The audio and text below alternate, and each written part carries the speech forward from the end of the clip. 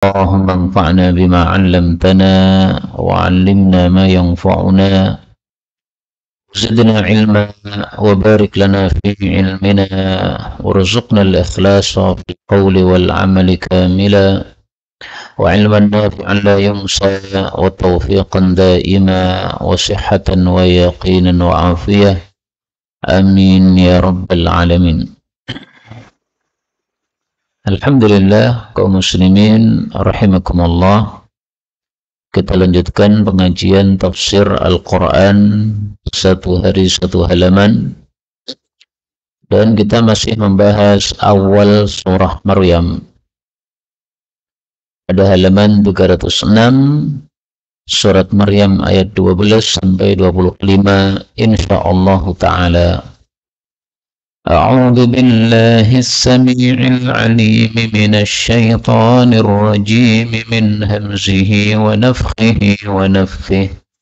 يا يحيى خذ الكتاب بقوة وآتيناه الحكم صبيا وحنانا من لدنا وزكاة وكان تقيا وبرا بوالديه ولم يكن جبارا عصيا وسلام عليه يوم ولد ويوم يموت ويوم يبعث حيا واذكر في الكتاب مريم إذ انتبذت من أهلها مكانا شرقيا فاتخذت من دونهم حجابا فأرسلنا إليها روحنا فتمثل لها بشرا سويا قالت إني أعوذ بالرحمن منك إن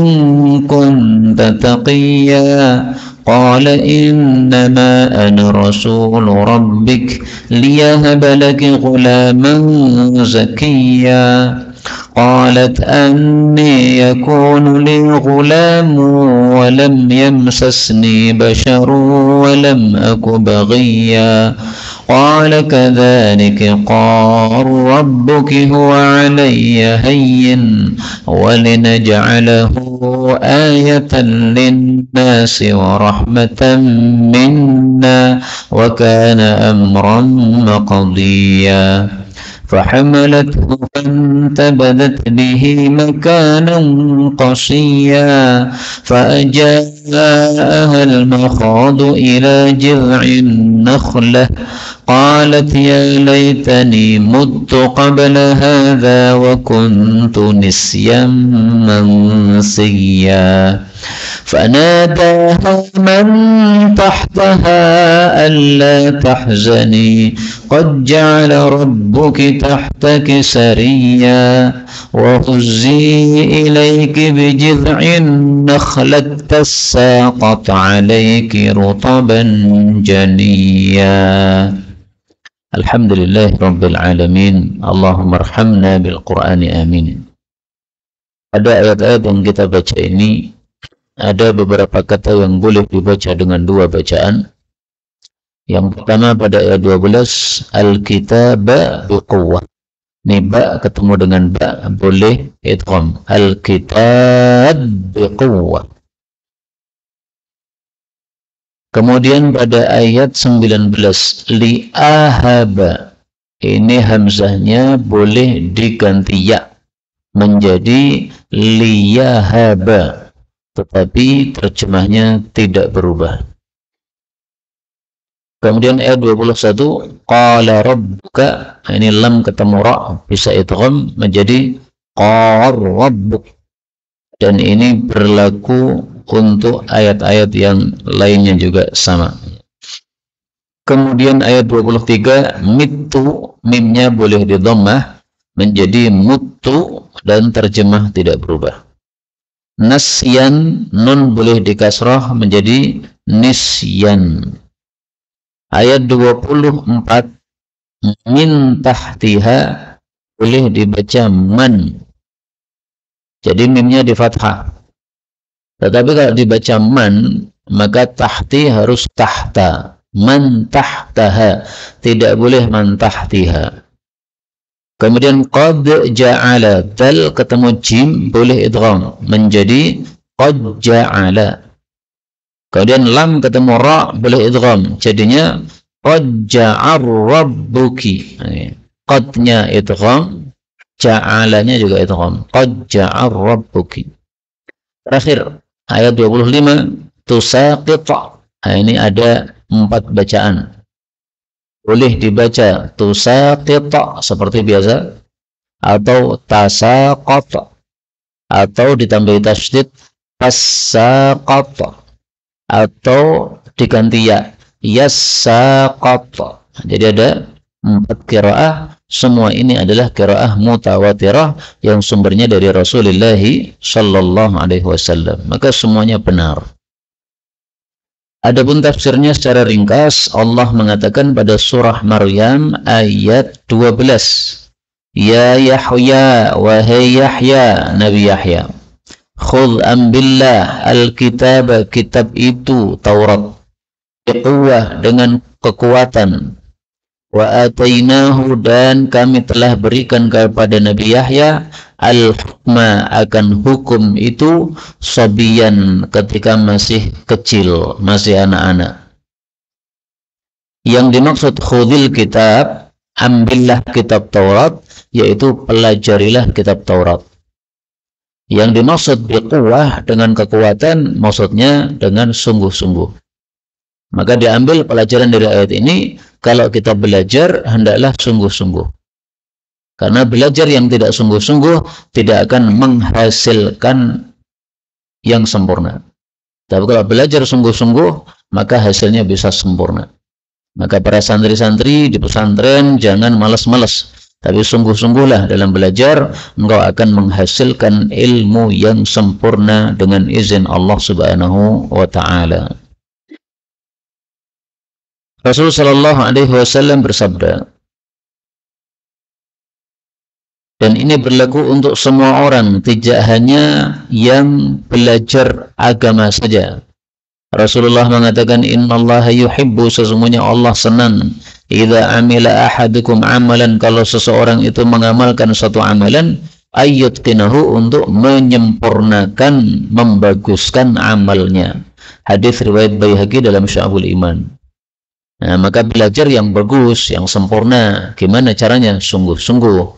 Demikian juga amal yang lain juga begitu, dengan sempurna, itu disukai oleh Allah Subhanahu wa Ta'ala. Adapun yang dimaksud al-hukmah, hukum, itu maksudnya pemahaman. Jadi kami kasih dia pemahaman sehingga betul-betul faham terhadap kitab Taurat yang dia pelajari. Dari sini kita ambil pelajaran bahwa pemahaman itu datangnya dari Allah.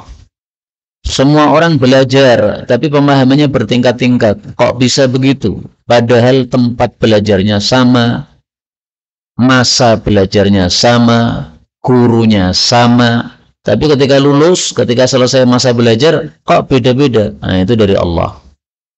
Maka kalau kita belajar, hendaklah minta kepada Allah. Rabbi zidni ilma. Jadi jangan sekali-kali belajar tanpa berdoa, karena tidak akan paham, karena yang ngasih paham itu adalah Allah.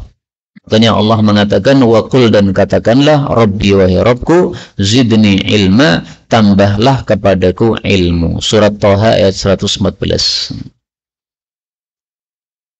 Ayat berikutnya, wa hananan, dan rahmat, min ladunna, dari hadapan kami, wa zakatan, dan kesucian, wa kana, dan adalah beliau itu taqiyya, seorang yang bertakwa. Wa hananan, dan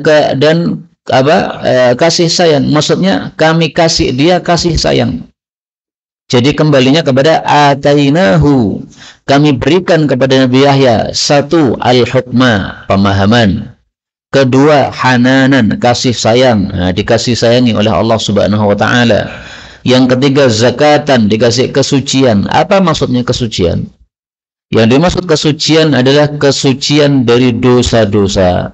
Sehingga kalimat berikutnya, wa kana taqiyya, itu adalah tafsiran untuk kata-kata zakatan. Karena orang yang bertakwa adalah orang yang menghindari dosa-dosa, yang takut kepada Allah Subhanahu wa taala. Jadi zakat itu sama dengan taqiyya, yaitu setelah diberi kesucian oleh Allah maka menjadi orang yang bertakwa. Ayat 14. Wa barran, dan bakti biwalidayhi, kepada kedua orang tuanya. Siapa orang tuanya? Nabi Zakaria dan istrinya. Istrinya Nabi Zakaria adalah saudarinya Maryam, ibunya Nabi Isa alaihi salatu wassalam. Walam yakun, dan tidaklah Nabi Yahya itu jabbaron, seorang yang diktator. Diktator itu yang suka memaksa. Asiyan, yang ahli maksiat atau orang yang durhaka. Ini adalah fadilah-fadilah Nabi Yahya. Tidak hanya seorang yang soleh untuk dirinya, tapi juga soleh untuk orang lain, sehingga bakti kepada orang tuanya. Sebenarnya definisi soleh itu apa sih? Nah, ini saya tuliskan definisi soleh. As-soleh al-qa'im bihuquqillahi wa huquqi al-ibadi. Orang soleh adalah orang yang melaksanakan kewajiban-kewajiban kepada Allah dan kewajiban-kewajiban kepada hamba. Itu definisi orang soleh. Maka soleh itu tidak hanya rajin sholat. Rajin sholat itu termasuk hak-haknya Allah. Tapi ada juga hak-haknya hamba. Rajin sholat tetapi sama orang tua suka banting pintunya kalau marah sama orang tua. Kalau minta duit tidak dikasih, maka misuh-misuh sama orang tua. Itu enggak ada gunanya rajin sholatnya tadi. Itu bukan orang soleh. Karena soleh itu mencakup dua hal tadi. Rajin sholat tapi sama gurunya tidak sopan. Tidak ada sopan santun kepada apa? Gurunya. Itu bukan orang soleh. Ini. Soleh adalah orang yang menegakkan kewajiban-kewajiban kepada Allah dan kepada hamba. Maka di sini Nabi Yahya termasuk orang soleh tersebut. Dia bakti kepada orang tuanya dan dia bukanlah orang yang jabbaron asiyya. Dulu saya menghafalkan surat Maryam. Ini pernah salah menghafalkan. Karena ayat ini walam yakun jabbaron asiyya, ini nanti ada ayat yang mirip dengan ayat ini. Maka teman saya bilang, kalau pengen tidak lupa ayat ini ya, maka kamu ingat-ingat Jabbar, Jawa Barat, Asia, Asia. Jawa Barat sama Asia. Nah itu setelah itu sampai hari ini saya ingat, sehingga nggak akan salah insya Allah membaca ayat ini. Walam yakun jabbaron asiyya. Ini sekedar untuk mengingat saja ya, ini sama sekali nggak ada kaitannya dengan tafsir. Kemudian wasalamun, dan keselamatan alaihi untuk Nabi Yahya yauma wulida, pada hari dia dilahirkan, wa yauma yamutu, dan pada hari dia akan mati nanti, wa yauma yub'atsu, dan pada hari dia akan dibangkitkan hayya, dalam keadaan hidup, yaitu dibangkitkan dari alam kubur. Maksudnya Allah menjamin untuk Nabi Yahya mendapatkan keamanan dalam 3 kondisi ini. Kenapa disebutkan 3 kondisi ini? Karena kondisi manusia yang paling mengerikan selama hidupnya ya 3 ini. Awalnya dia nyaman di dalam perut ibu, sudah terjaga dari segala sesuatu yang mengganggunya. Tiba-tiba keluar, nanti akan banyak yang mengganggu di sekitarnya. Maka bayi keluar langsung nangis karena pindah alam. Kemudian ketika mati, ini juga kondisi kedua yang mengerikan, karena dia berada di dalam kuburnya sendirian, tidak ada temannya. Menjadi wahsyah. Wahsyah itu menjadi kesepian. Tidak ada temannya, maka dijamin oleh Allah kamu di dalam kubur aman. Kemudian ketika bangkit dari kubur juga begitu, karena melihat kondisi kengerian hari kiamat. Ini adalah 3 kondisi yang sangat mengerikan yang dialami oleh manusia, maka disebutkan oleh Allah Subhanahu wa taala secara khusus dalam ayat ini. Setelah itu Allah bicara tentang Nabi Isa dengan dibicarakan ibunya terlebih dahulu.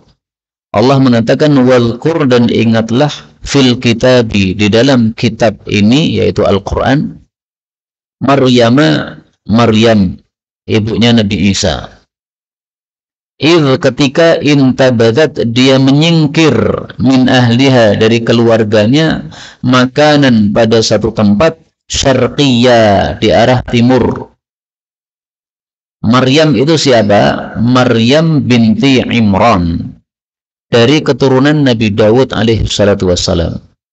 Jadi Nabi Dawud punya anak Nabi Sulaiman. Nabi Sulaiman punya anak terus sampai kepada Imran. Imran ini bapaknya Maryam. Istrinya Maryam punya saudari perempuan.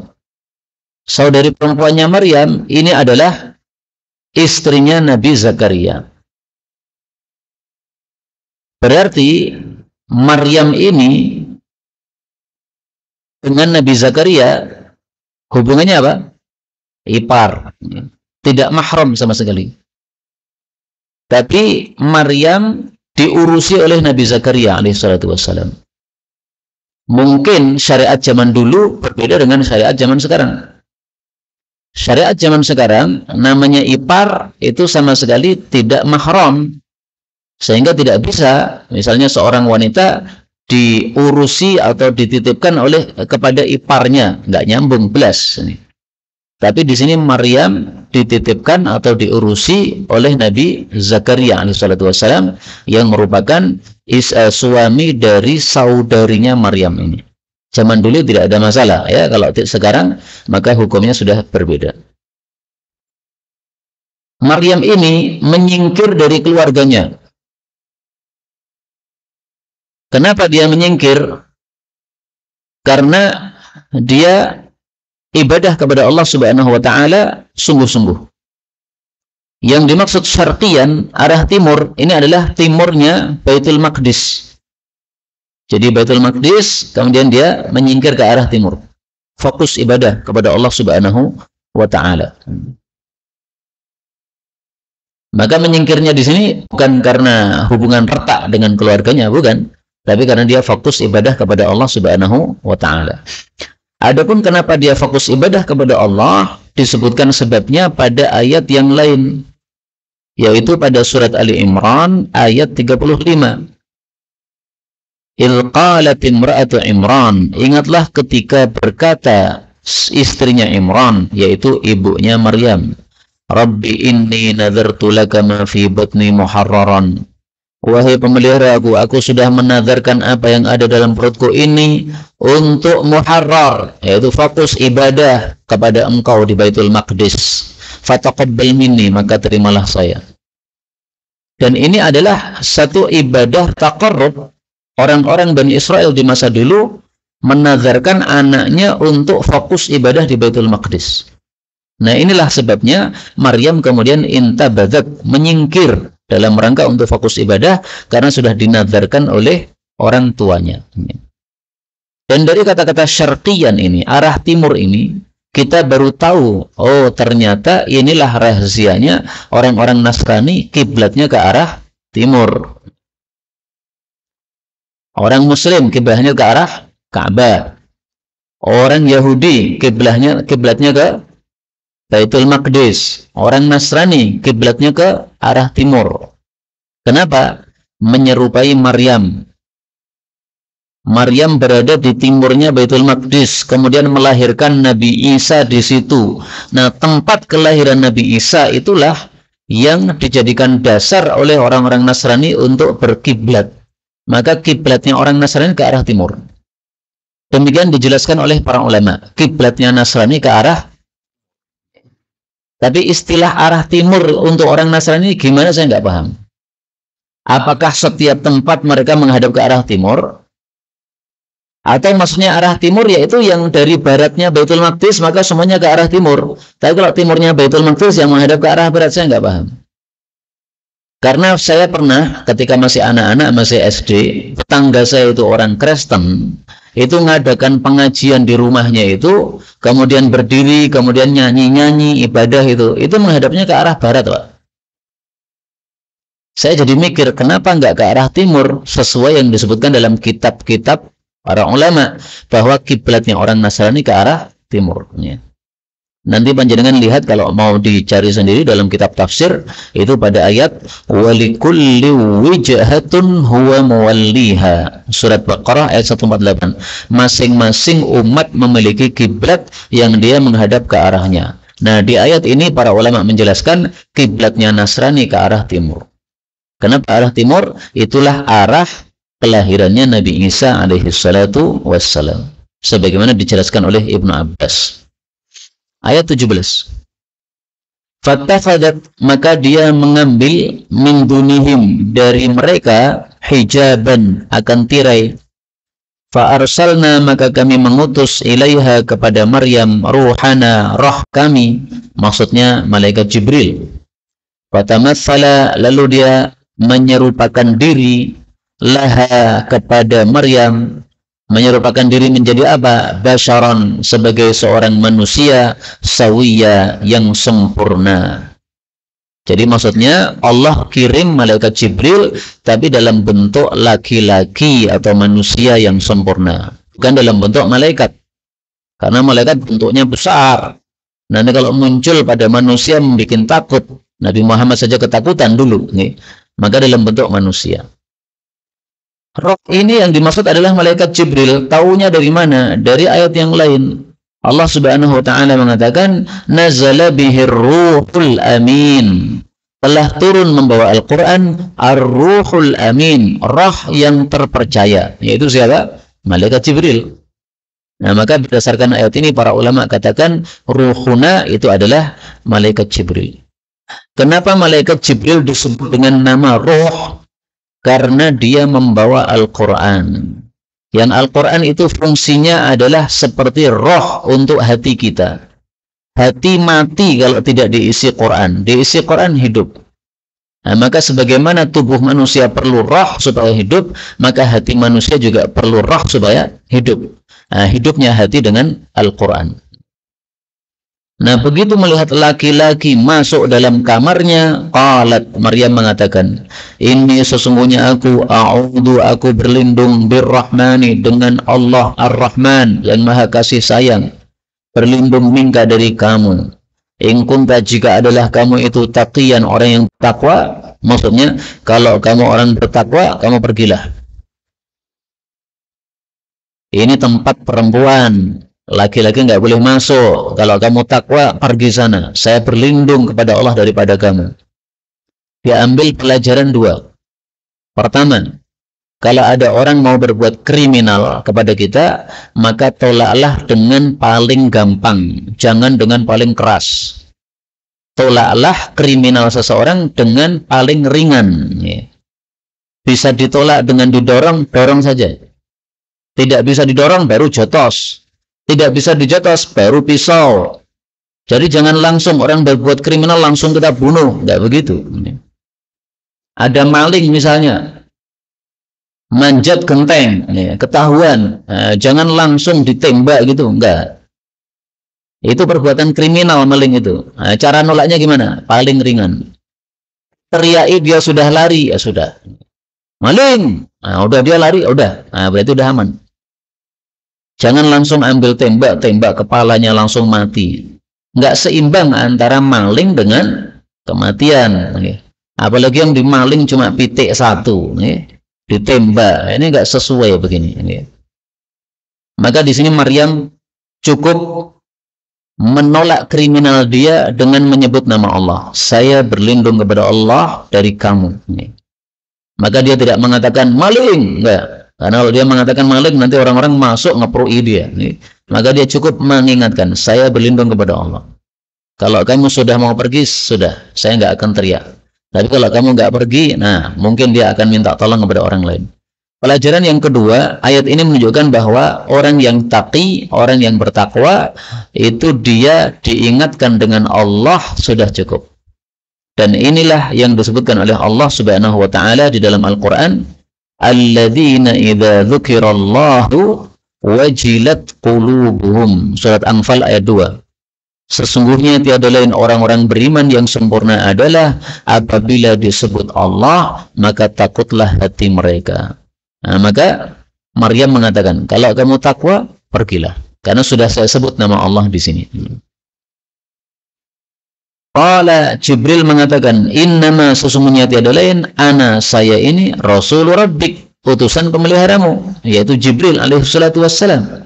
Untuk apa diutus? Li'ahaba, supaya aku memberikan laki kepada kamu ghulaman, seorang anak laki-laki, zakiyan yang suci. Suci maksudnya suci dari dosa-dosa, karena dia akan menjadi seorang nabi. Yang nabi itu semuanya apa? Maksum atau terjaga dari perbuatan dosa.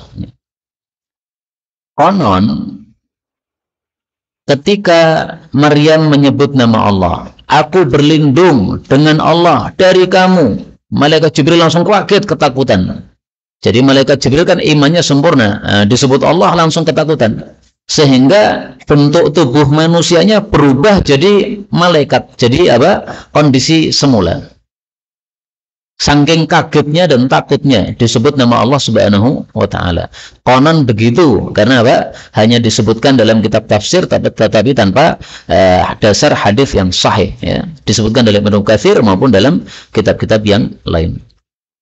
Bagaimana cara Jibril memberikan anak kepada Maryam? Disebutkan oleh Allah pada ayat yang lain. Fanafakhna fihi min ruhina. Surat Anbiya ayat 91. Fanafakhna, maka kami tiupkan fiha, kepada Maryam, min ruhina, roh kami. Juga pada surat At-Tahrim ayat 12. Fanafakhna, maka kami tiup, fihi. Kalau tadi fiha, kalau di sini fihi, pada farjinya Maryam, min ruhina, dari roh kami. Jadi malaikat Jibril disebutkan dalam kitab tafsir meniup. Nah, tiupan roh ini kemudian masuk pada jaib, pada belahan bajunya Maryam.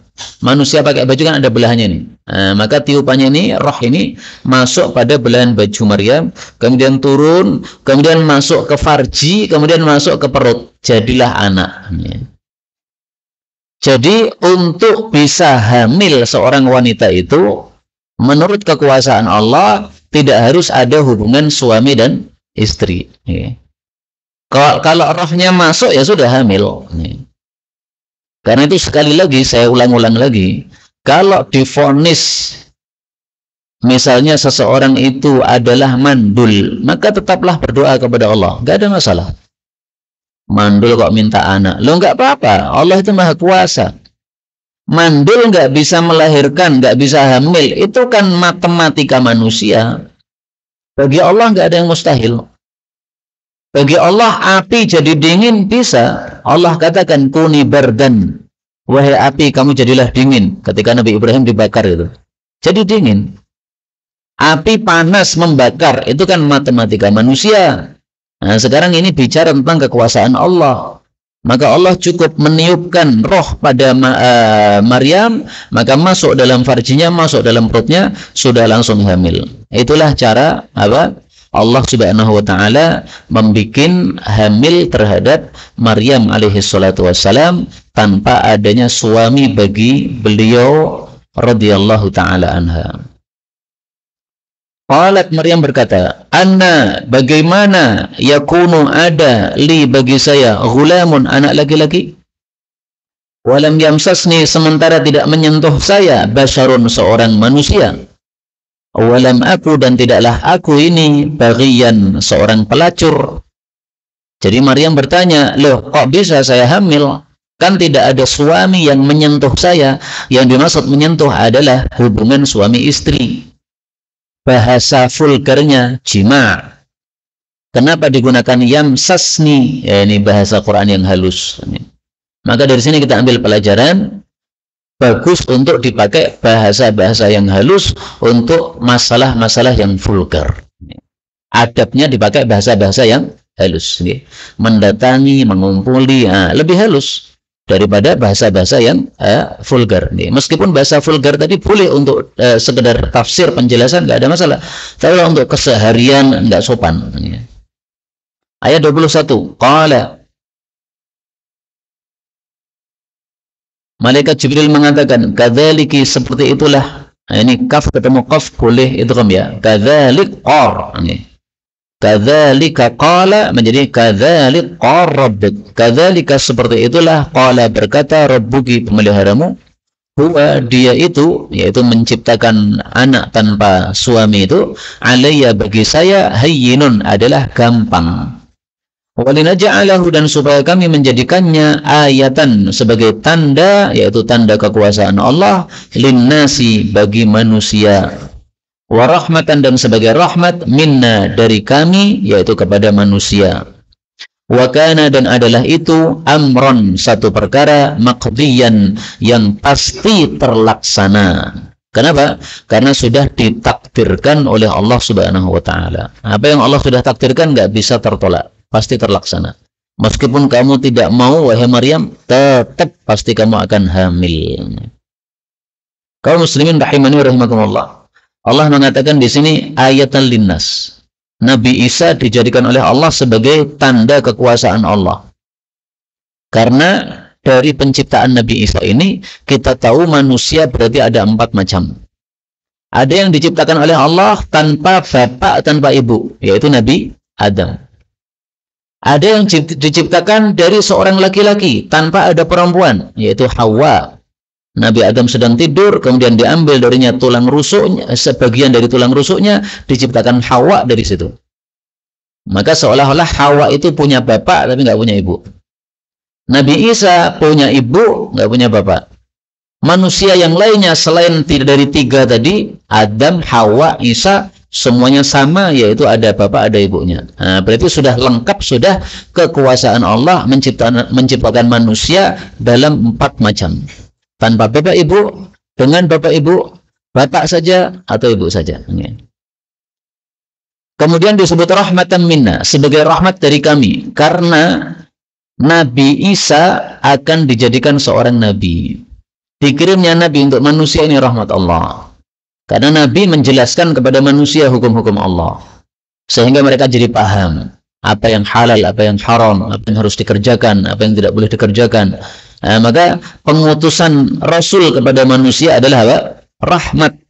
Sebagaimana kalam Allah dalam Al-Quran, wa ma arsalnaka illa rahmatan lil alamin. Tidaklah kami mengutus kamu, wahai Muhammad, kecuali untuk rahmat seluruh alam. Ayat surat Anbiya 107. Nah, itulah semakna dengan ayat ini, wa rahmatan minna. 22. Fahamalathu, maka Maryam mengandung Isa. Fantabadat, lalu dia menyingkir bihi, dengan Nabi Isa, makanan, ke tempat, qasiyya, yang jauh. Pada ayat tadi ada kata-kata intabadat, menyingkir. Pada ayat berapa tadi?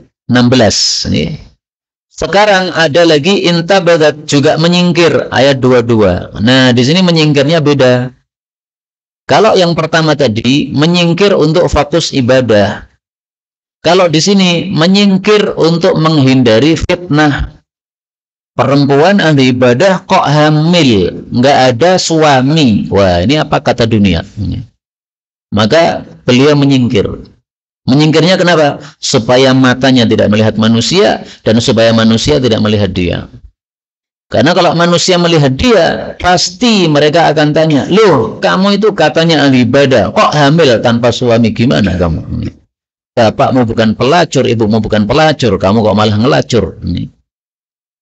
Kalau mata dia yang melihat manusia, pasti dia yang was-was. Wah, saya nanti pasti ditanya. Nah, maka dia nyingkir supaya tidak melihat orang dan orang tidak melihat dia. Tetapi Allah Subhanahu wa Ta'ala mentakdirkan dia harus keluar. Fa'aja'aha, maka mendesaknya al-makhadu, sakit melahirkan. Al-makhad adalah sakit yang dialami seorang ibu ketika melahirkan, ketika akan melahirkan. Ila, kepada jiz'in nakhlah, pokok pohon kurma. Qalat, Maryam berkata, ya laitani, wahai alangkah inginnya aku, Mutu, aku mati qabla hadza, sebelum ini. Wa kuntu, dan adalah aku nisyan, sesuatu yang remeh, mansiya, yang dilupakan. Maksudnya dia berangan-angan kematian dan tidak diciptakan sebagai manusia. Alangkah bagusnya saya menjadi sesuatu yang remeh, yang dilupakan oleh manusia, tidak disebut-sebut orang. Karena di masa Maryam ini disebut-sebut dia, Maryam ahli ibadah, Maryam seorang hamba Allah yang taat. Semua orang kenal, nama Maryam kenal. Maryam penjaga Baitul Maqdis, ahli ibadah di Baitul Maqdis, semua orang paham. Nah, jadi dia sudah terkenal sebagai orang yang baik, sebagai ahli ibadah, tapi dia berangan-angan, andaikan saya ini tidak dikenal lebih bagus. Karena kalau ada orang terkenal apalagi baik tiba-tiba hamil tanpa suami, nah pasti orang bertanya, ini gimana kamu ini? Ahli ibadah, tahajud malam, tetapi ternyata hubungan sama laki-laki yang tidak mahram, yang bukan suami. Dari ayat ini kita ambil pelajaran, bolehnya laitani mutu, berangan-angan kematian. Apabila kita mengalami suatu fitnah yang bisa merusak agama kita.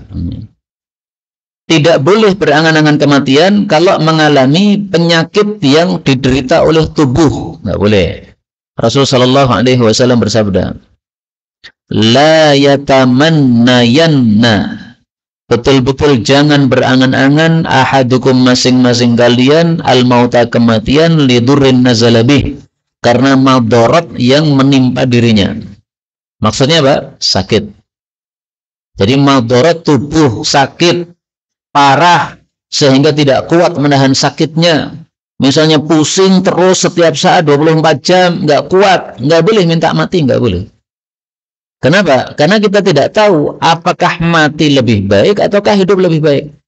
Karena itu kalau pusing 24 jam tidak bisa tidur, susah, maka caranya adalah fa in kana la budda mutamanniyan, kalau dia harus berangan-angan mati, mentoknya cukup mengatakan Allahumma ahyini makanatil hayatu khairal li, ya Allah hidupkan saya kalau memang hidup lebih baik, wa tawaffani idza kanatil wafatu khairal li, matikan saya kalau mati lebih baik. Hadis muttafaqun alaih.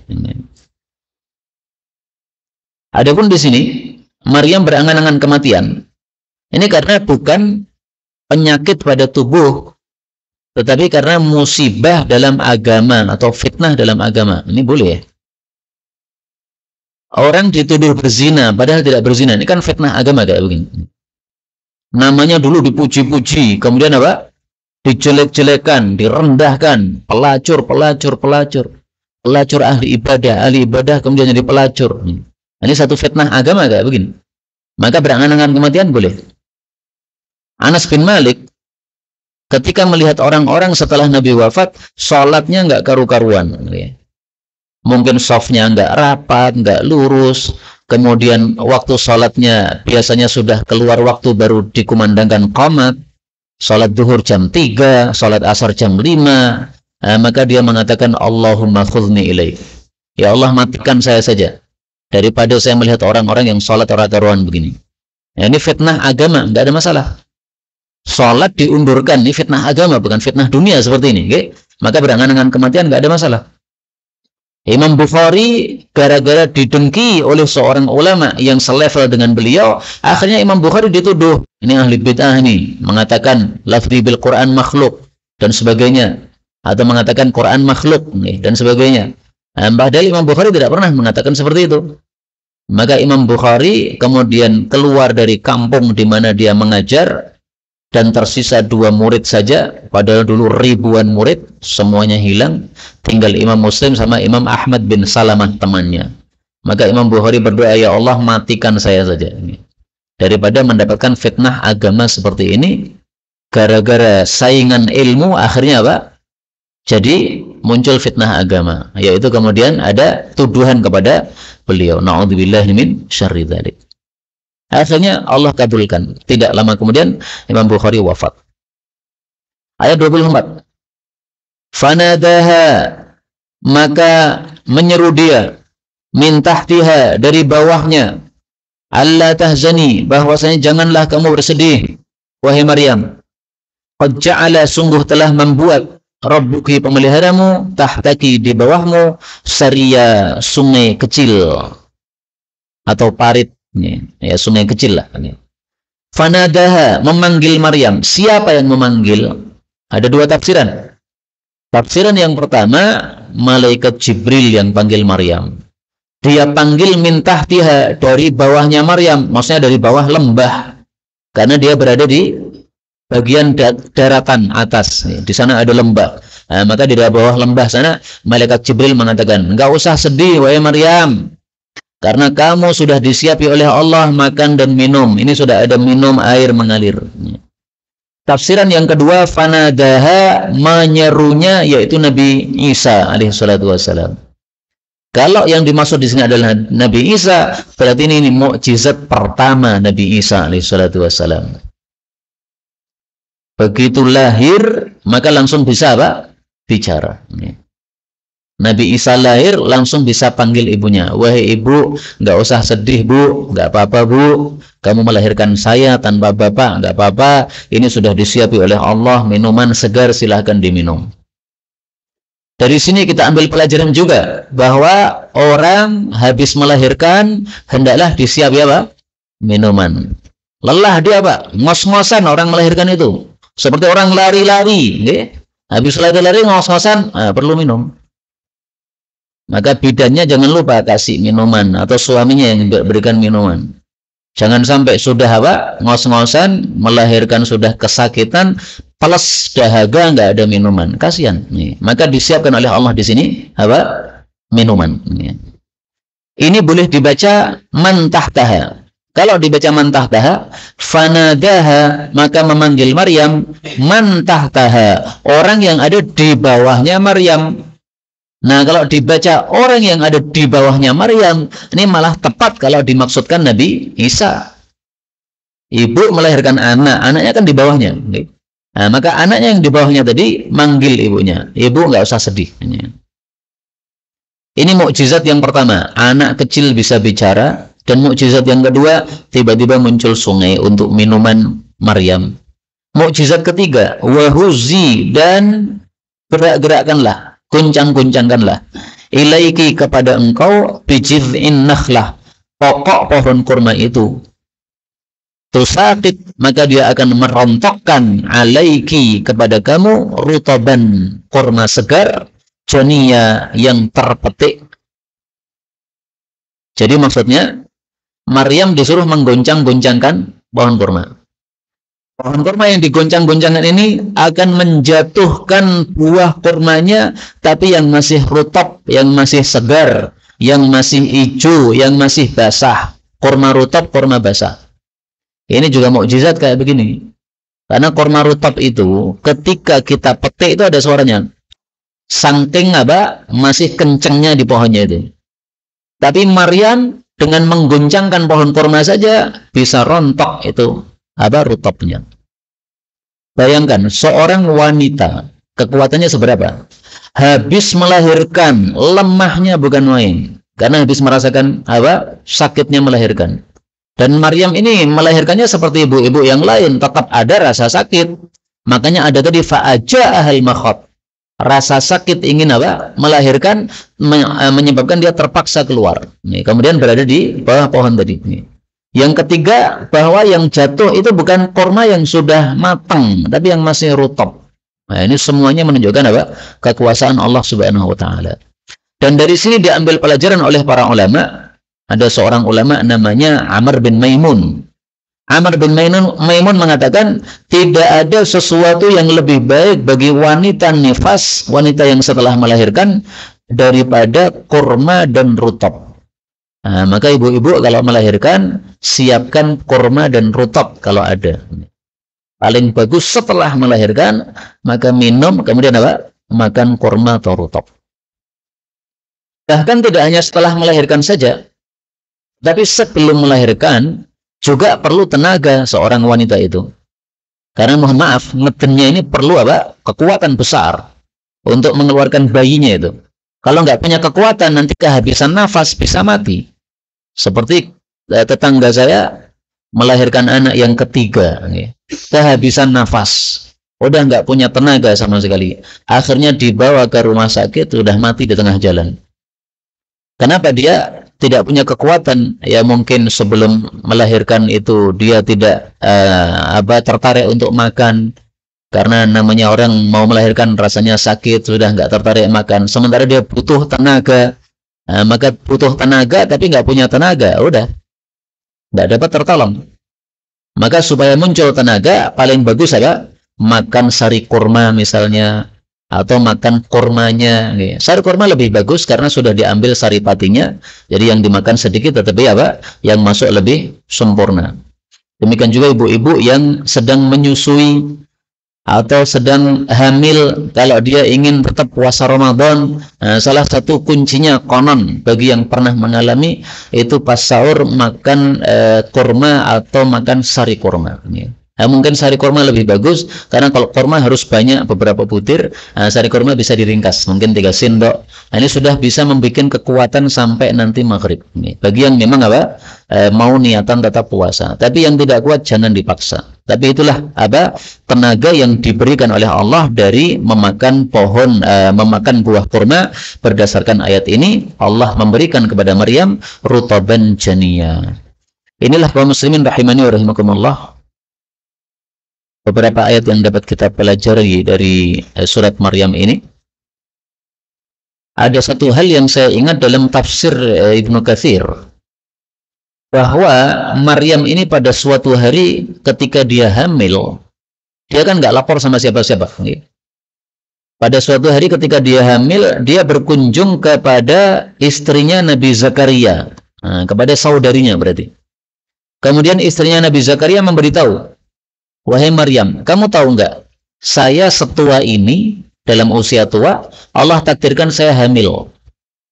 Padahal Nabi Zakaria itu sudah tua dan istrinya mandul. Saya mandul tapi saya bisa hamil. Ini sesuatu kekuasaan Allah. Maka mendengar itu, Maryam kemudian merangkul mbaknya atau adiknya ini, kemudian mengatakan, apakah kamu juga tahu wahai mbakku, saya pun juga hamil.